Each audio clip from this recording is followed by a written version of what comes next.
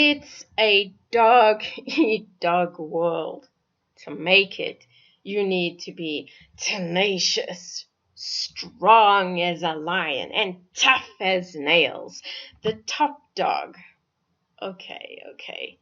It's great to be the top dog, but only the genetically gifted make it to the very top.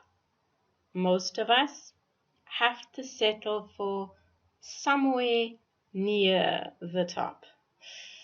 The objective is to be ahead of the pack.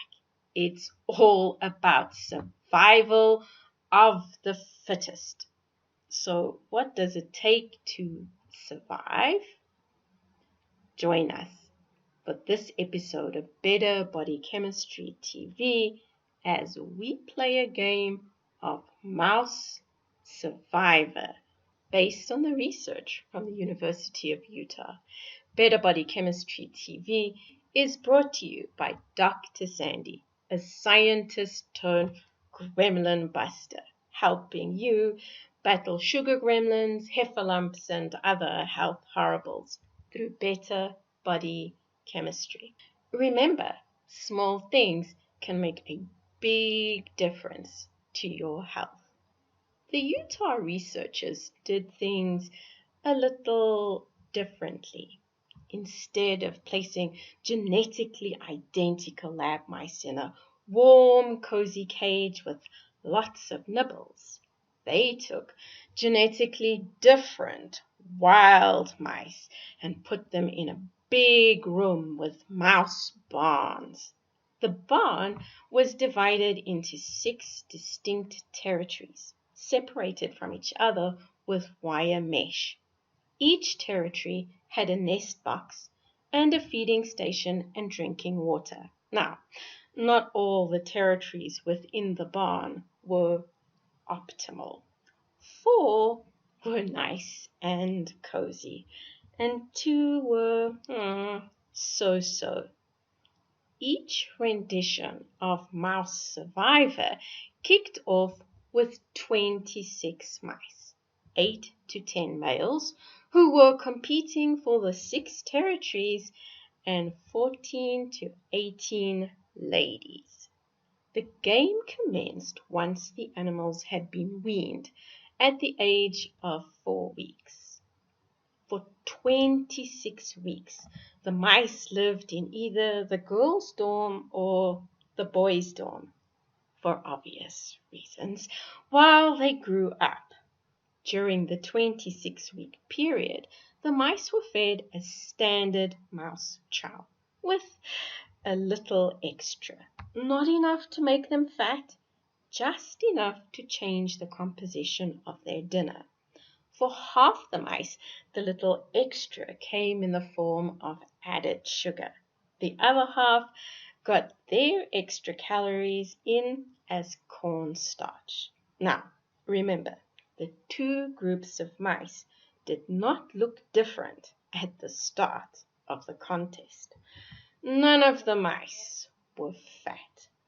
At 30 weeks of age, the mice were dropped off on Mouse Survivor Island, and the 32-week-long contest, maybe we should say ordeal, was on.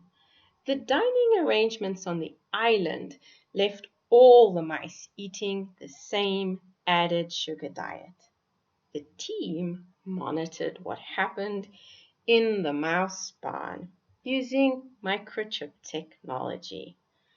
The wimps ended up being the blue team.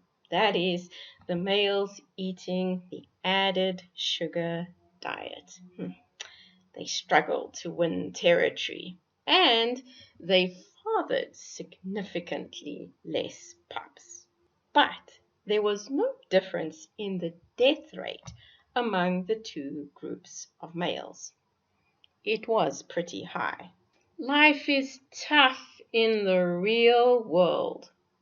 The sugar-added ladies turned in a mixed performance. Initially, the sugar girls got pregnant first, appearing to be better suited for the trials and tribulations of pregnancy.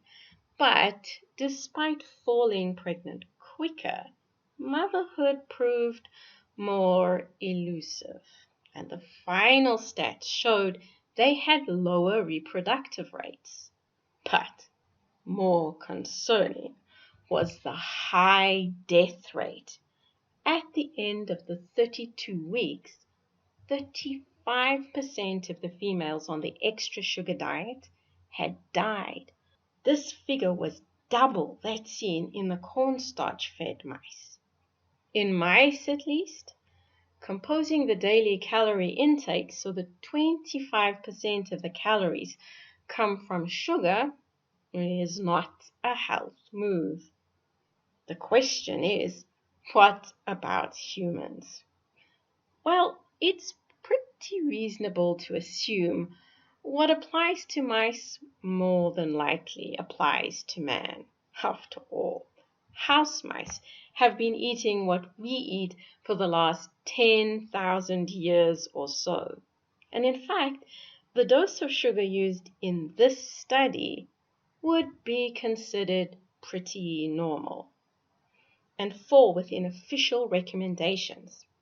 It amounts to 3 sugar-laden cold drinks with an otherwise healthy meal plan. Aish. So I'm guessing you want to be among the fittest. The message is clear.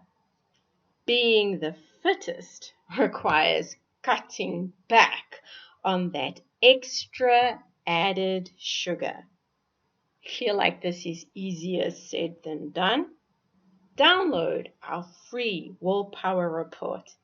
It gives you 10 strategies you can use to overcome sugar cravings, so you can create better body chemistry and win at the game of life. For more tips and strategies, visit our website at www.betterbodychemistry.com, browse our library, or enroll in one of our courses or programs. The advice is simple to follow and based on real science, not hype. Got friends and family that are sugar addicts? Their love of sugar could be stopping them from getting to the top.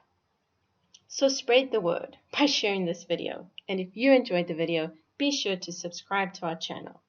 Thank you so much for watching, and I'll see you next time on Better Body Chemistry TV. Remember, small things can make a big difference to your health.